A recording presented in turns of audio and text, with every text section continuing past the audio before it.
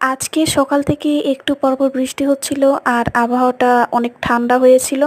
পরে আম্মুকে বললাম যে দুপুরবেলায় বিরিয়ানি রান্না করতে। আম্মু বিরিয়ানি রান্না করলো। ঠান্ডা ঠান্ডা আবহাওয়ার মধ্যে বিরিয়ানি খাওয়ার মজাটাই আলাদা। আর বিরিয়ানিটা দেখে তো আমার অনেক লোভ লাগছিল। পরে আমি আজকে অনেকগুলো বিরিয়ানি নিলাম, কারণ আজকে আমি সকালবেলায় তেমন কিছুই খাই নাই, দুপুরবেলায় বিরিয়ানি খাবো এই জন্য। প্রথমে লেবুটা চিপে বিরিয়ানির চারপাশে দিয়ে দিলাম, এরপরে আলু দিয়ে একটু মাখিয়ে আর একটু মাংস নিলাম।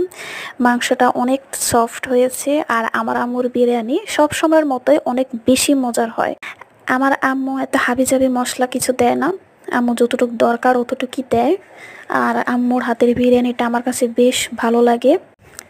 আর তার নতুন করে বলারও কিছু নেই, আজকের বিরিয়ানিটা বেশ মজা হয়েছে। আমি তো আজকে বেশ তৃপ্তি করে খাবো। কার কার এই বৃষ্টির মধ্যে বিরিয়ানি পছন্দ কমেন্ট করে কিন্তু জানাবেন। তো সবাই ভালো থাকবেন, সুস্থ থাকবেন। আল্লাহ হাফিজ।